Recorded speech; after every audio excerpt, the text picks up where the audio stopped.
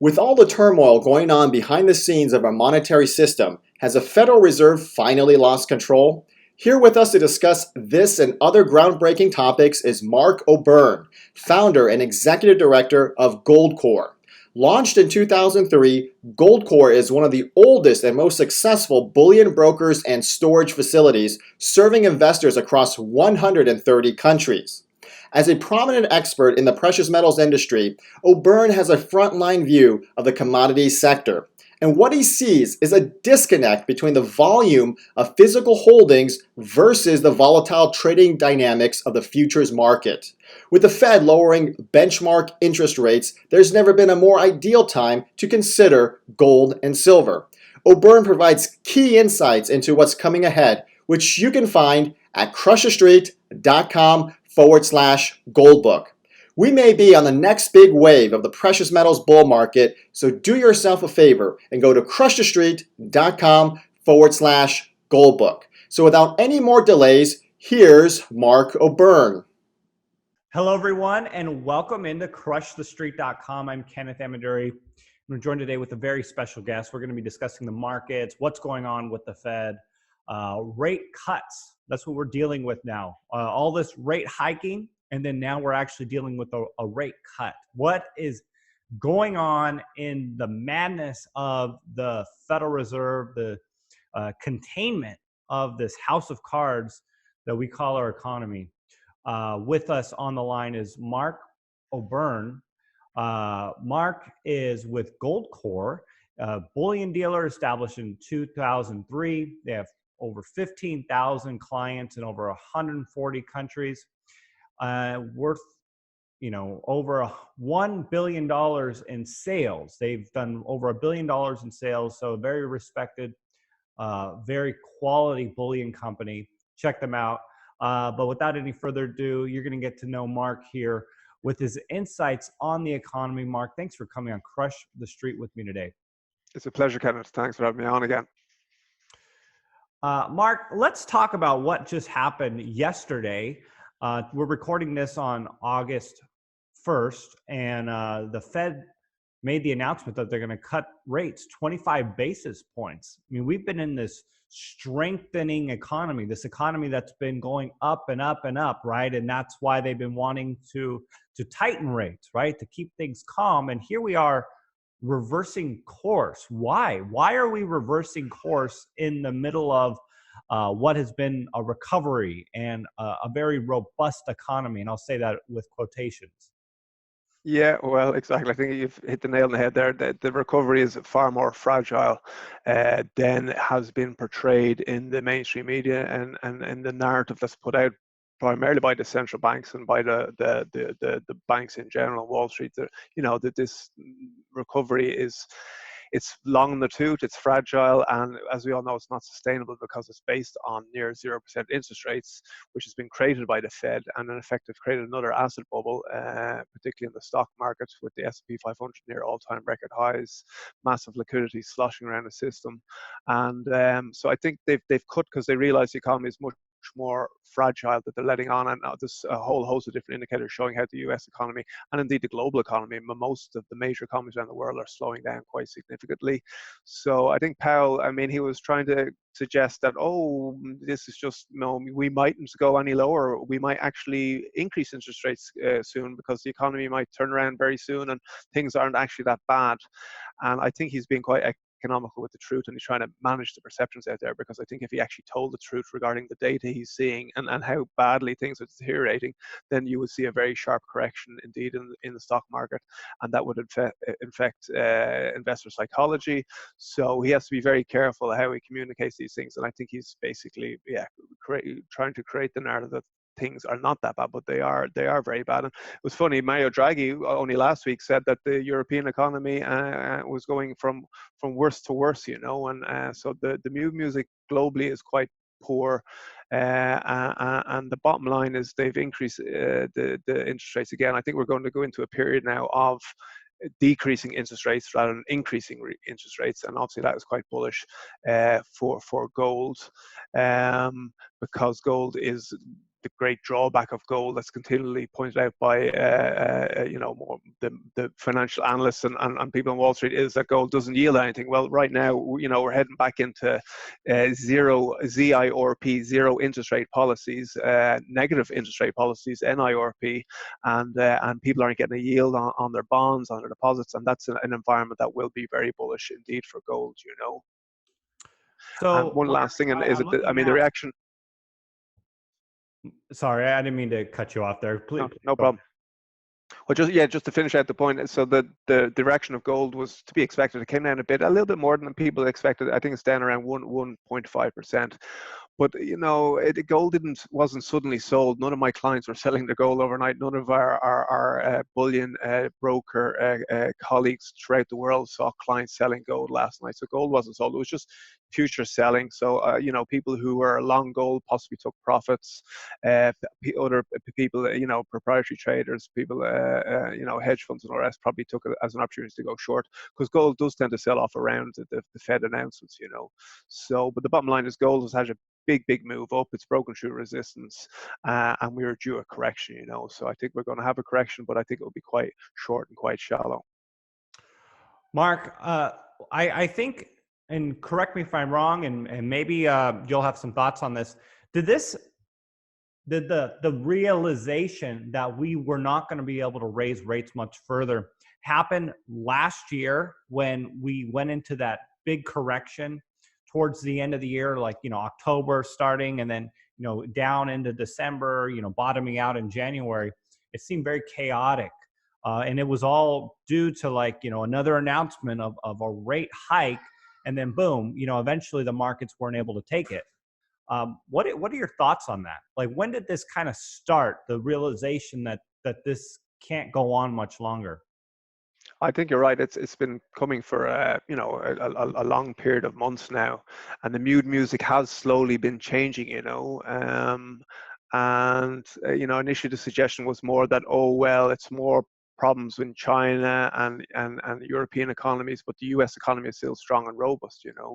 But as I said, there's lots of indications showing that the U.S. economy is slowing down and has been gradually, but more speedily, I suppose, of late. And I think, he has been managing that perception and the narrative quite well, and that's why risk assets, particularly stocks, are at all-time record highs.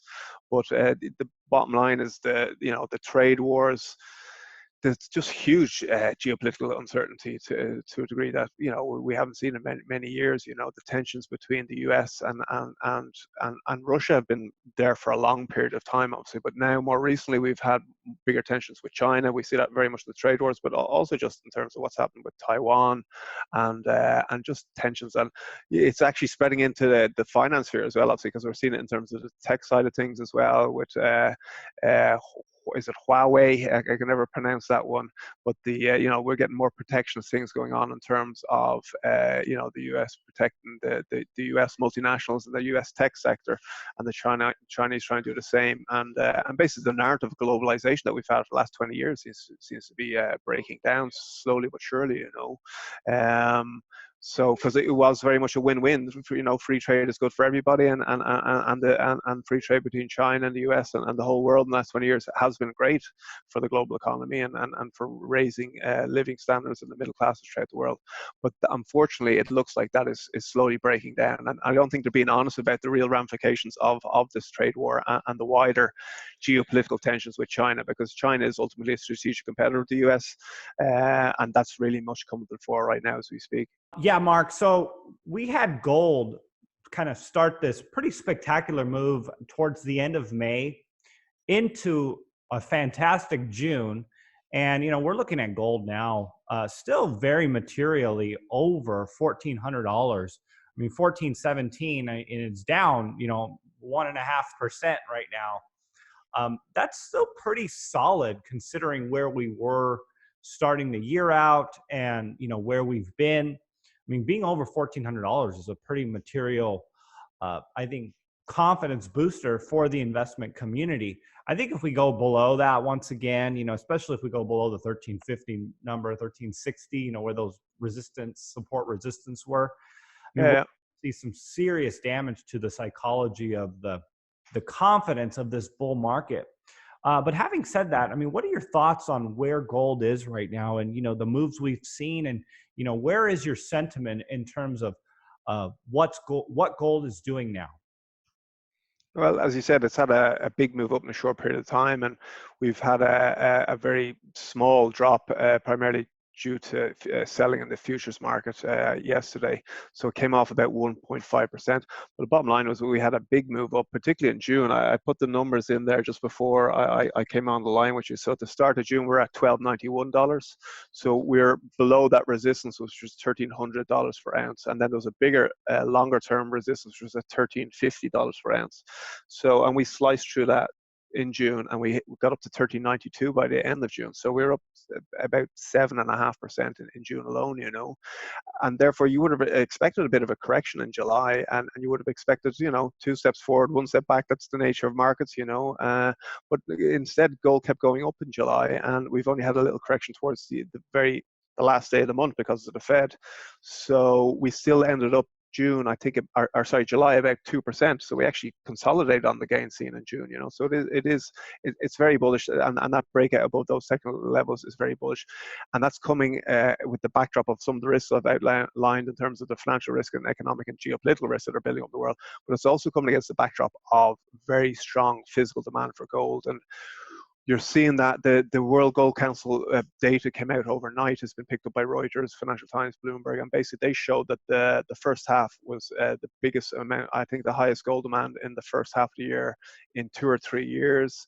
The quarter was very strong, and just again the central banks in particular, so it's big institutional gold demand, and you're talking about, these central banks have a lot of foreign exchange reserves. They have a lot of dollar-denominated assets, and they're diversifying out of these massive foreign exchange reserves that they have into gold, and they bought something like $15 billion worth of gold in the first half. And 15 billion is not that much in the grand scheme of things. It seems like a lot, but that's the US deficit in 1 month be something like that. And this is the huge demand from central banks. So it's actually quite a small number in dollar terms, but it's a huge number in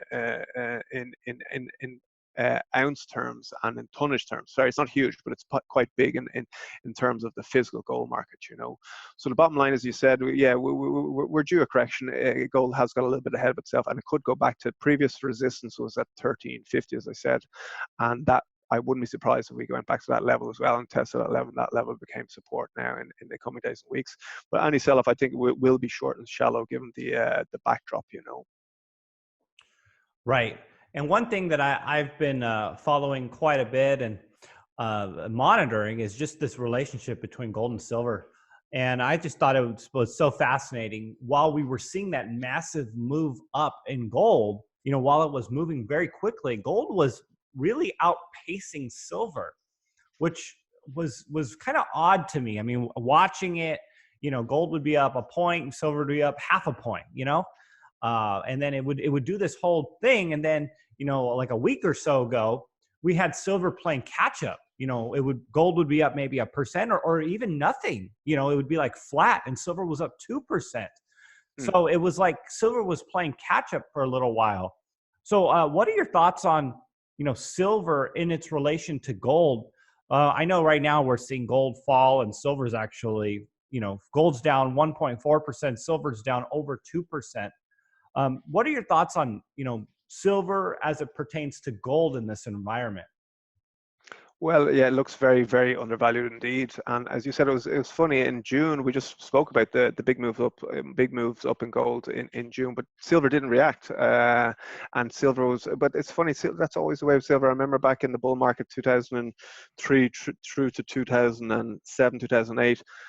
Silver was slower to move up. Gold had gains in 2001, 2, 3, 4. It was slowly moving up, and silver didn't react as much. And then when silver does move, it moves much, much quicker. And obviously, silver is it's gold on steroids, is what we call it sometimes. You know, it's almost like a leverage form of gold. And when it does react, it tends to play catch up in quite a big way. And then what happens is when gold goes up 1%, silver goes up 2%, type of thing. Or if gold goes up 2%, silver will go up 3 and 4%. But then conversely, on the downside, silver comes down much quicker as well, you know, so it's a more volatile beast, but it does look very, very undervalued relative to gold. And the bottom line is the ratio, gold silver ratio, got up to nearly, I think, 94 to 1. So you could buy 94 ounces of silver, 1 ounce of gold, which is just unheard of. So we had a lot of clients who were, you know, allocating more to silver than to gold. And basically, at some stage, when they see that revaluation happen and silver catches up with gold and the gold silver ratio comes back down, they're going to exchange silver back into gold, you know. And I think it's quite a smart trade given how undervalued silver is to gold. And people need to know that in the Earth's crust, so geologically, from a supply demand perspective, there's actually 9 parts of silver to every 1 part of gold. So there is an inbuilt sort of supply demand equation of 9 times, 9 to 1. And that's why throughout history, you go back to Babylonian times, Egyptian times, Greek and Roman times, Elizabethan England, throughout history, the ratio has always been 12 to 1, 10 to 1, 12 to 1, 15 to 1, you know. And indeed, your forefathers in America, when they founded America, those wise old men, they had a ratio of 15 to 1 in terms of gold to silver as well, you know. So in time, and that's the ratio we nearly got to in 2011. So gold got up to what, $1,900, and silver got up to $50. So the ratio is around 17 to 1. So I think we're going to go back. I'm not sure if we'll go down to 15 to 1, 17 to 1, but I think we should go back to 30 to 1 or 40 to 1. And that obviously creates a big opportunity for people in silver. Yeah. Well, even I just kind of did the quick math just to recall and remember, just going back to the all-time high for gold. I mean, that's a 35% return for gold from where we're at now, roughly at $1,400. You know, silver to go back to its all-time high. I mean, we're talking about over a 200% return. Yeah, exactly. Massive disparity in terms of, you know, just getting to where we were in 2011. Yeah, Right? yeah. And that's, you know, I think where the opportunity is. And, you know, a lot of times I don't like to make things too complicated. I mean, I look at stuff like that and go, okay, well, that's pretty clear. I mean, you don't want to bet the farm on anything, but I mean, you can. Oh, you're right. You're right. Odds in your favor by just looking at some common sense things, right? Absolutely, yeah. And I mean, it's a simple way of looking things, but it's important not to overcomplicate things. And it's when you look a lot of these simple things and you bring them all together, and it's the combination of these various factors that you build a picture, and then you see, right, well, on the balance of probabilities, it looks like this is very undervalued, and therefore it should outperform. And you know, gold is undervalued relative to stocks and bonds, which are near all-time record highs, and silver is undervalued relative to gold and to all the wider markets, you know. So you're right, and the point you made there is so true, because silver is at $50 per ounce, gold was at $1,900 per ounce as the record highs back in 2011, 2012. And that's record highs just in nominal terms, and you have to adjust for inflation. If you adjust for inflation, and it depends how you adjust for inflation and whether you use the, you know, consumer price index in the US. If you use the modern CPI, then, you know, you might get a gold number of $2,500, $3,000 per ounce, and similarly with silver, you might get $150 per ounce. But if you use John Williams from Shadow Stats, who actually uses the methodology to calculate inflation, which was used as recently as 1980, and I think that's the real inflation that's going on in America, you would see that the actual inflation adjusted record high is even higher again, and you get into crazy numbers then. And I'm not saying it's going to go. Sorry, I'm not saying it's going to go back there. I am saying it's going to go back there. I genuinely believe it will go back to those record highs, but the question is when, and that could be 5-10 years out, you know. And you shouldn't be buying gold purely on the basis of a price projection. You should be buying it as part of a diversified portfolio, and particularly as a hedge and as a form of insurance and store of value. That's good advice there, everyone. You know, make things simple and just, I mean, look at some of these basic things, step back and say, where can I stack the odds in my favor? And I think that's a very clear way to look at things. Okay, so as we wrap up this interview here, Mark, I wanted to touch on crypto. This has obviously been huge. This has been a big part of, you know, my channel. anticipating Bitcoin kind of being a part of it, very much so about price, right? A lot of people like say, oh, well, I just look at how many ounces of gold I have. I don't worry about the price, or I just worry about how many Bitcoin I have. But the fact is, we all want to be in early, and we want the price to reflect that and have a real investment in something, right? And so, yes, the price of crypto has been crazy. Bitcoin $10,000. I'd like to get your thoughts on that. Fad is Bitcoin. Does it have a future? Where does your sentiment sit on the crypto space? Well, we've been interested, engaged from the very early days because we realize, that the technology is very, very powerful and transformative and disruptive. The blockchain itself, obviously, and then obviously we're interested in Bitcoin because it was being positioned as this form of digital gold, a store of value to rival gold. And when we long disputed that and felt that those claims are way too early to make that sort of a claim, But the bottom line is the cryptocurrencies and, the vast majority of them, we believe they'll disappear. And we've already seen that. We've seen massive creative destruction in that space, and the free market's doing what the free market does very well indeed. And a huge amount of these cryptocurrencies have disappeared and been wiped out, and that's a good thing. And we said before when there was a lot of irrational exuberance in this space, and Bitcoin was 20,000 plus and going higher, we said, listen, it's getting overvalued. It's getting the sentiment is very bubbly indeed and irrationally exuberant. And we said that no, 99% of these cryptocurrencies will go to zero, and disappear. But I do think Bitcoin itself is different. The technology behind it, the inherent supply-demand equation there, whereby it does mimic some of the qualities of gold in terms of the limited supply, and also just the critical mass there, and there is a degree of people believing in it as an alternative to the completely unsustainable fiat monetary system that we have. So Bitcoin itself, I think, could survive and could do very well indeed. I don't think it's going to become a payments mechanism, but it could become a quasi store of value. And but I would tell people it's not really. You shouldn't see it as a store of value. You should see it as as a speculation within a portfolio, a small amount of a portfolio potentially you put in there. And that would be my advice to my clients, because my clients tend to be, middle-aged and slightly older. Obviously, if you're a younger generation, then you might dip your toe in, get familiar with technology, and put a little bit more into Bitcoin. But there's Bitcoin, there's Litecoin, there's Ethereum, there's Bitcoin Cash. There's a few of them that I think could do well and are probably around for the long term. But there's just so many variables and so much uncertainty, and obviously the biggest uncertainty is regulatory. What's going to happen internationally, and how is it going to be treated internationally, and that poses quite a few risks. So yeah, just we're keeping an eye on it, and I hope it does survive. But there's a lot of competition there because the governments themselves are moving to create their own crypto fiat currencies, and they won't want in the same way they don't want the competition with gold and silver, they won't want the competition with these cryptocurrencies, in particular Bitcoin. So that poses risks there as well, So it's an interesting space, and ultimately they are complementary, and I think a little bit of both. More gold and silver, but a little bit of Bitcoin is probably not a bad thing to do. Yeah, I mean, I'm pretty bullish, and I know you didn't disagree with me when I said that Bitcoin could go to $50,000, but with the caveat of everything you just said, right? Yeah. So Oh yeah, could go higher, absolutely. it could go And to me, higher it's than sort that, of a binary. It could go to zero. I don't think it will.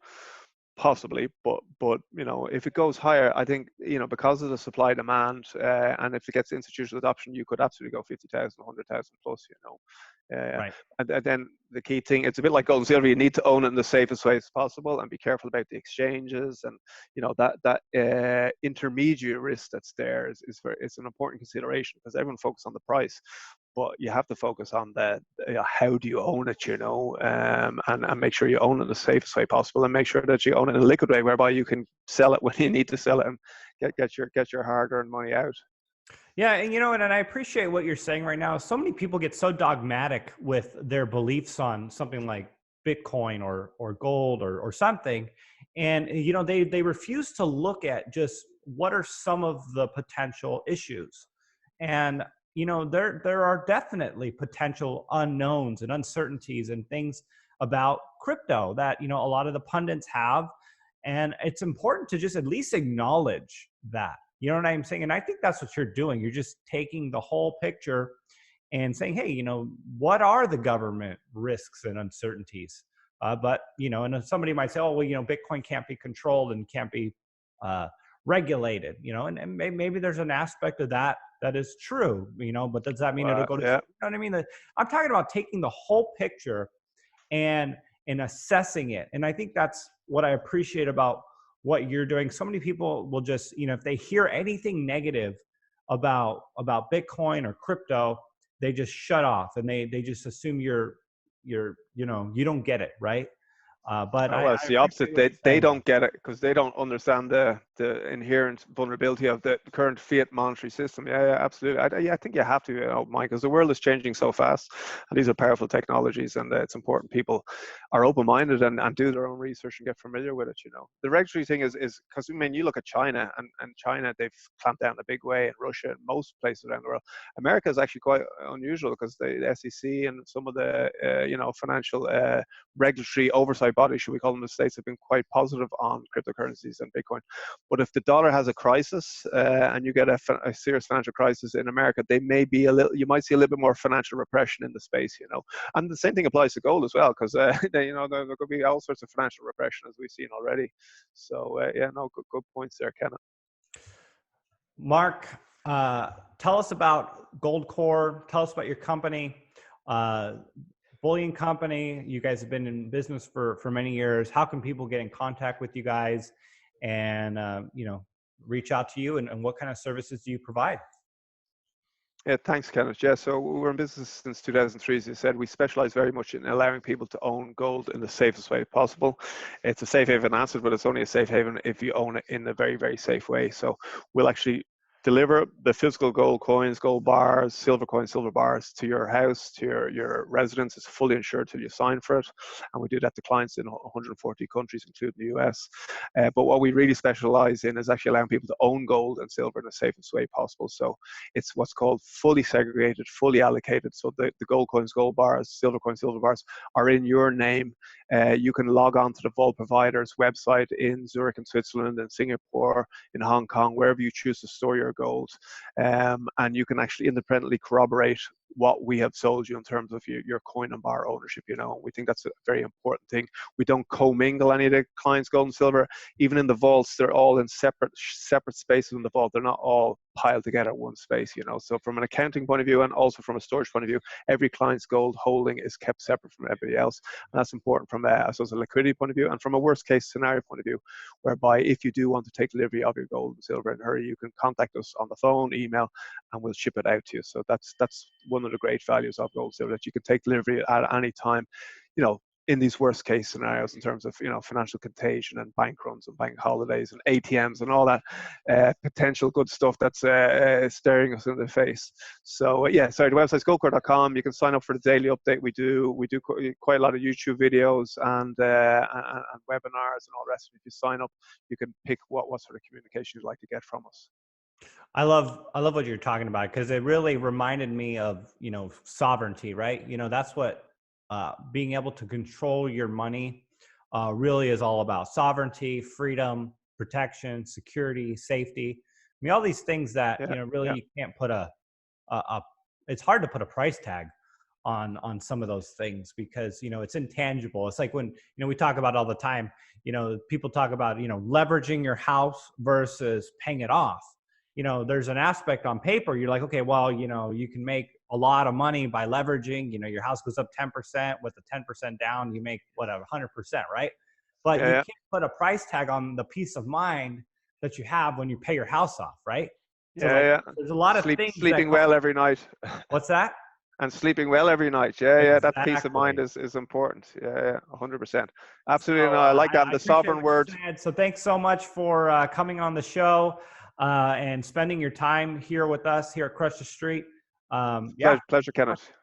Yeah, pleasure. No, thank you for having me on. And I like what you said there about the sovereignty. It's become your own central bank. You're taking that power back, and it creates financial independence and financial freedom ultimately.